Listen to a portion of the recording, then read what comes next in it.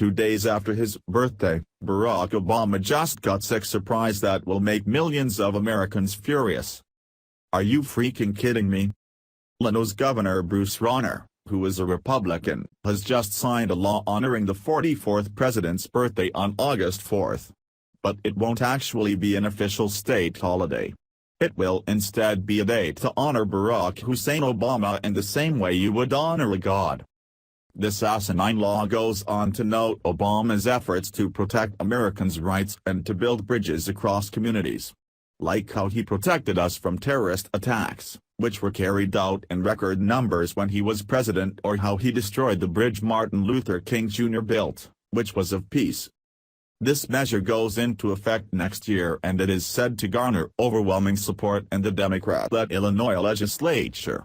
The Republican governor signed it on Friday, although the proposal came as a consolation prize after the Illinois House narrowly rejected a plan to make Obama's birthday a state holiday amid concerns of giving the lazy state employees in cash-strapped Illinois another paid day off.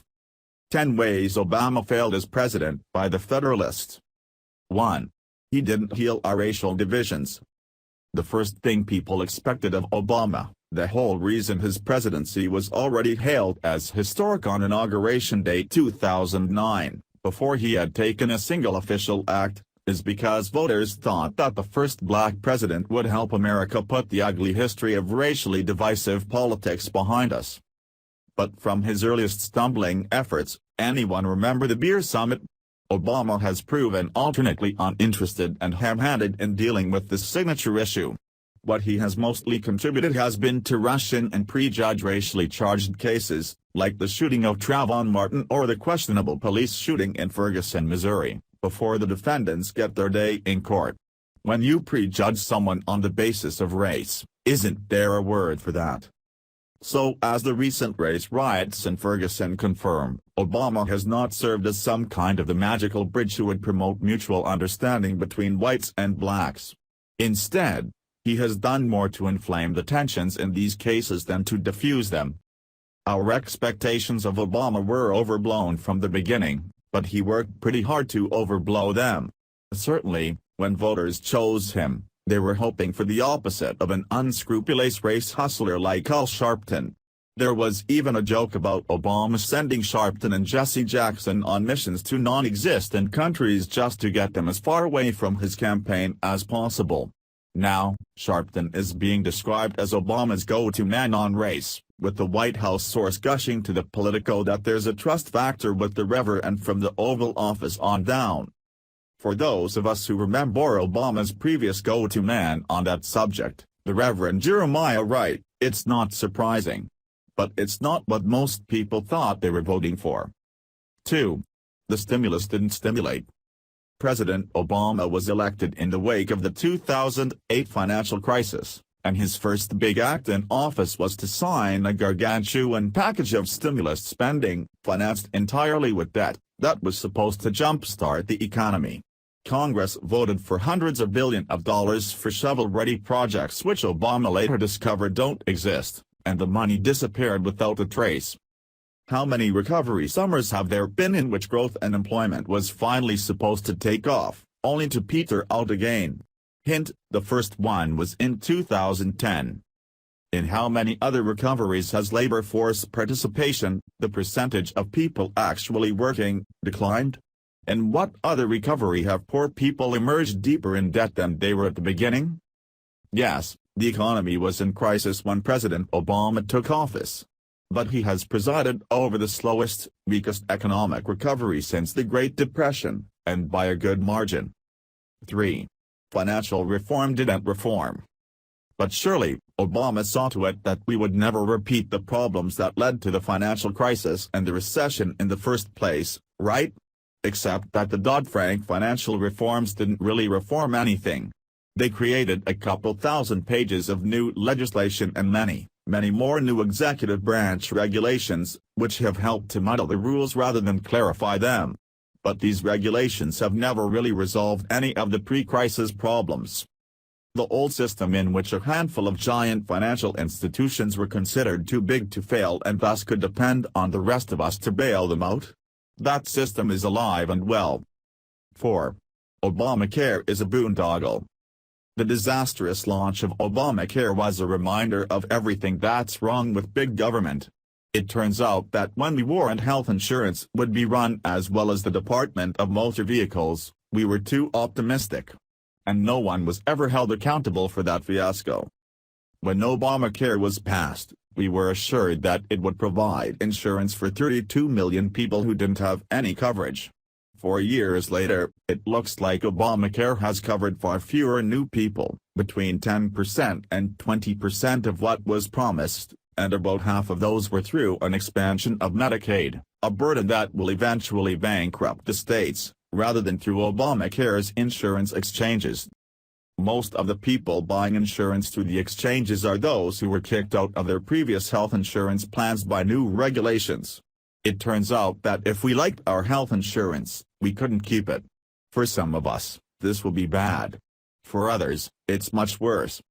You're still going to hear a lot of commentators on the left arguing that the law is a great success, if you agree to move the goalposts and ignore all the broken promises. But the American people aren't buying it. 5. Obama failed to reform immigration. He spent all of his political capital, and then some, on the failed stimulus and the Obamacare boondoggle, leaving nothing for immigration reform. Having failed to get anything through Congress, he floated a dubious plan to enact amnesty through a unilateral executive authority that he doesn't have. Then he dropped the idea. Instead, he has simply failed to enforce the immigration laws, contributing to a crisis on our southern border. The result? He has managed to enrage the right, the left, and the middle. He hasn't cracked down on illegal immigration, he hasn't legalized it, and he hasn't forged any kind of compromise or consensus on the issue. Nobody is happy and nothing has been accomplished. 6. He withdrew prematurely from Iraq.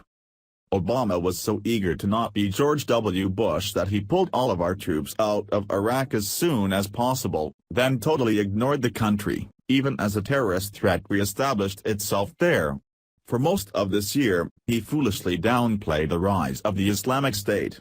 Even as Kurds and the Iraqi government issued increasingly panicked warnings, and the Islamic State took over more and more territory, he let the problem get worse for months without bothering to interrupt his Gulf schedule. A few weeks ago, he admitted to having no strategy for dealing with the Islamic State. Last week, he hastily assembled one, but it's looking like it might be unrealistic and lacks international support. Bush went into Iraq with multiple UN resolutions, congressional approval, a broad coalition of the willing, and, as it turned out, the resolve to use whatever means were necessary to prevent the terrorist state from establishing itself there. Obama is going back into Iraq with none of that. So I guess he really isn't anything like George W. Bush. Who could have guessed that he would be the one to suffer by that comparison? 7. He blew the Arab Spring. When a series of uprisings overthrew dictators across the Middle East, Obama failed to adopt any meaningful policy or to turn the situation to our advantage. He dithered for so long on Egypt that all of the factions there hate him, and most of Egypt's liberals concluded that he was secretly backing the Muslim Brotherhood. The result is that Egypt went right back to where it was before, except this time the military dictatorship regards America as a useless and irrelevant ally. Meanwhile, the two places where we could have taken advantage of the Arab Spring to get rid of truly nasty dictators who have been hostile to our interests for decades, Libya and Syria, ended in disaster. In Libya, the killing of our ambassador in Benghazi was just the beginning of a slow collapse into chaos and civil war. In Syria, 3 years of administration dithering allowed the rise of ISIS, which then spilled over into Iraq. And let's not forget about 2009, when Iranians poured out onto the street to oppose their own brutal, theocratic, terror-sponsoring regime, and Obama sat back passively because he preferred to cut a diplomatic deal with the Ayatollahs. 8. Obama ignored the threat of a resurgent Russian dictatorship. During a debate with Mitt Romney in 2012, Obama dismissed Romney's suggestion that Russia might be a threat to American interests, sneering, "The 1980s are now calling to ask for their foreign policy back." Now it's looking more like the 1970s are calling, with an aggressive Russian dictatorship invading its neighbors, leaving our European allies feeling exposed and unsure whether they can really count on support from the US and NATO. Poland's foreign minister has been overheard complaining about, how shall I put this politely, his country's unrequited love for America. The president's response to Russian aggression has been to impose a few more sanctions, make a speech in Estonia, and otherwise ignore the crisis and hope it goes away. 9. He didn't shut down Guantanamo, keep the NSA from spying, or rein in the drones. I know people who sincerely believe that all of these are good policies and who will defend them vigorously if asked. Barack Obama is not one of those people. Yet all of these policies have been pursued during his presidency, on his authority. President Obama came into office having loudly condemned many of the Bush administration's measures against terrorism. Then he continued them. You can call this hypocrisy or you can call it subversion. But President Obama has achieved a unique combination, managing to morally discredit America's anti-terrorism policies without actually ending them. 10. He has made America irrelevant. You will notice that most of Obama's failures result, not from taking a bold stand, but from taking no stand and just letting events drift. Certainly, in a lot of these cases, Obama has given speeches or press conferences to announce his enlightened intentions, then done nothing to plan for how to actually achieve his goals. I don't even know where to start here. It's unheard of that 6 months after the presidency is over to start making holidays in said president's honor. But these morons in Illinois have taken it upon themselves to honor a charlatan who gave us 8 years of pure crap.